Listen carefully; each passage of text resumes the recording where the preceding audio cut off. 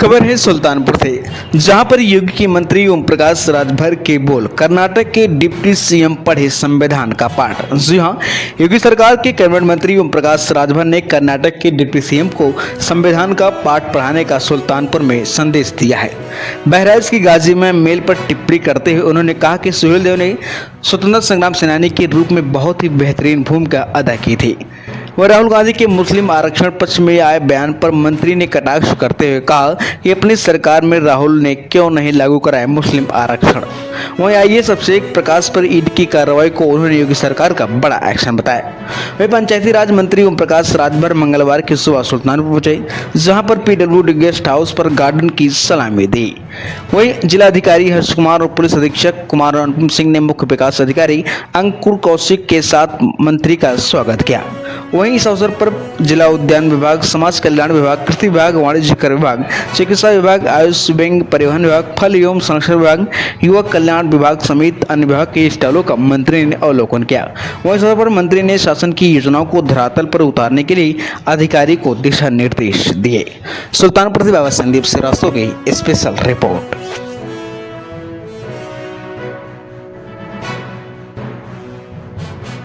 देश के प्रधानमंत्री माननीय नरेंद्र मोदी जी के नेतृत्व में जो नारा दिया गया कि सबका साथ सबका विकास, सभी क्षेत्रों में आप तुलना करेंगे 2016-17 से और 2023-24 तक, तो सभी क्षेत्रों में 2 गुना 2.5 गुना प्रगति हुई है, विकास।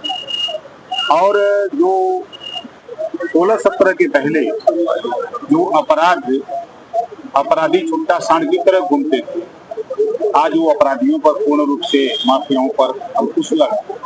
जो दंगे होते थे प्रदेश में, कर्फ्यू लगते थे, आप उस पर विराम लगा। आज चाहे सिंचाई की बात करिए तो नहरों की खुदाई से लेकर के, सोलर पंप से लेकर, निजी नलकूप से लेकर के बड़े पैमाने पर करीब 60% प्रगति हुई है। नहरों के पानी पहली तुलना में, अगर हम बिजली की बात करें तो आज 18 घंटा, 22 घंटा और 24 घंटा ग्रामीण में तहसीलों पर और जिले पे बिजली मिल रही है।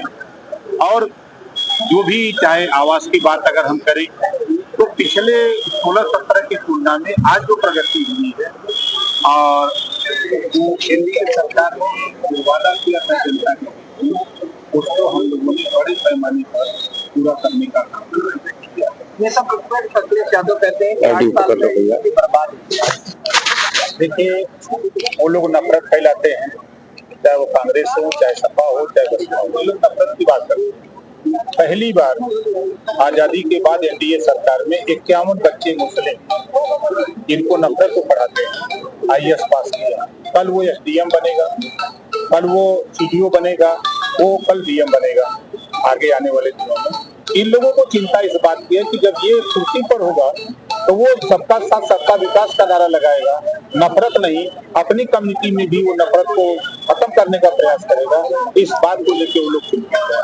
आज पूरे प्रदेश में ही नहीं, पूरे देश में जो बीच में बिचौलिए, जो सरकार की योजनाओं को बीच में लूट लेते, आज उठा के देखिए कि चाहे आयुष्मान कार्ड को सीधे लाभार्थी के यहाँ पहुंच रहा है, आज किसान सम्मान निधि सीधे खाते से खाते तक जा रहा है। आज जो बच्चों को ड्रेस था, आज 1200 रुपया डीबीटी के माध्यम से सीधे उनके माता पिता के खाते में जा रहा है। तो जो योजनाएं प्रदेश सरकार की है, अब सारी योजनाएं लाभार्थी तक पहुंच रही है। सपा सांसद का एक बयान आया है, उन्होंने कहा है कि राणा सांगा गद्दार, सदन में उन्होंने बोला है। इससे ज्यादा क्या बोले? शिक्षा तो उनको अकल है नहीं कि हम शिक्षा पे बेहतर सुझाव सरकार को दें सदन में कि सरकार उस पर अमल करे। आज देखिए, स्वर्गीय अटल बिहारी वाजपेयी जी ने भी कहा था कि हमको जनता को स्वास्थ्य और शिक्षा फ्री देना चाहिए, ऐसा उन्होंने कहा था। ये बात उनके दिमाग में नहीं कि सदन में जनता ने चुन के भेजा तो सदन में इस बात को कहें। ठीक है, आप अटल जी के घोर विरोधी हो, लेकिन जनता ने आपको चुन के दिया है। जनता में जब शिक्षा होगी समाज में, तभी समाज तरक्की करेगा, प्रदेश तरक्की करेगा और देश तरक्की करेगा। जी, कल अखिलेश यादव ने कहा है कि भाजपा इतिहास न दोहराए, पुरानी चीजों को न उखाड़े, औरंगजेब को लेकर न बात करे, ऐसा कुछ उनका कहने का। आप वो बेचारे कहा कर रहे हैं, कुछ तो करना नहीं है। इस नाते जो है वो बैठ करके कुछ न कुछ फिजूल की बात चर्चा करते हैं। हम उनसे पूछ रहे हैं, आपके माध्यम से उनसे पूछ रहा हूँ कि 27% आरक्षण पिछड़ों को मिल रहा है। 3 सितंबर 2013 को हाई कोर्ट ने आदेश दिया कि इसको बांट करके सबको दिया जाए। मुख्यमंत्री वो थे, क्या उन्होंने किया? रोहिणी आयोग का गठन हुआ है, रिपोर्ट तैयार है, उस पर समीक्षा भी हो गई। क्या कभी उनकी जबान पे रोहिणी आयोग की बात आती है? 27% आरक्षण बांट करके सामाजिक न्याय समिति की रिपोर्ट तैयार है यूपी में, कभी उस पर चर्चा करने की बात आती है? हम लोग तो उसमें मुख्यमंत्री जी से बराबर मिलते हैं, उस बात को लेकर प्रधानमंत्री जी से मिलते रहते हैं कि ये जब तक बटेगा नहीं तब तक जो वंचित शोषित है, जिनके बच्चे आज तक सिपाही नहीं बने, दरोगा नहीं बने, लेखपाल नहीं बने, कानूनगो नहीं बने, वो नहीं बन पाएंगे, वो कहीं ना कहीं शिकार हो जाते हैं। मजबूत लोग उसका हिस्सा लूट रहे हैं, ये बात उनके दिमाग में तो नहीं आएगी। 8 में से 8 में कितने नंबर मिलेंगे? कर परीक्षार्थी से पूछोगे कि कितना नंबर दिया जाए। मंत्री जी, संभल में नेजा मेले पर रोक लगी है, पर बहराइच में गाजी मेला जो लगता है उस पर भी रोक की बात आ रही है, क्या मानते हैं? गाजी बहुत पानी था और वो चला काबुल से। जब भारत में 585 राजा थे, तमाम राजाओं को मारते और कुछ को अपने कब्जे में कुछ लोगों को शरण में लेते हुए वो पहुंचा जब बहराइच के इलाके में, राजभर महाराजा सुहेल देव, नानपारा मैदान 21 दिन आसपास के राजाओं को मिलाकर के 21 दिन युद्ध हुआ। 21वें दिन वो युद्ध छोड़ के भागा कोपला नदी और राजभर महाराजा सुहेल देव जी ने दौड़ा करके कोपला नदी के किनारे वहीं मार दिया। आज भी वहां मजाल बनी हुई है। ये भूल गए लोग?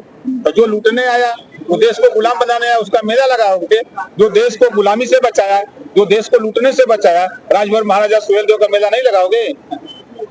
मुझे जी, कर्नाटक में कांग्रेस गवर्नमेंट द्वारा ठेका पट्टी पर एक विशेष समुदाय को आरक्षण दिया जा रहा है, जबकि संविधान में धर्म के आधार पर आरक्षण व्यवस्था नहीं है। तो क्या उत्तर प्रदेश में सपा और कांग्रेस दोनों लेकर एक जो है विवाद?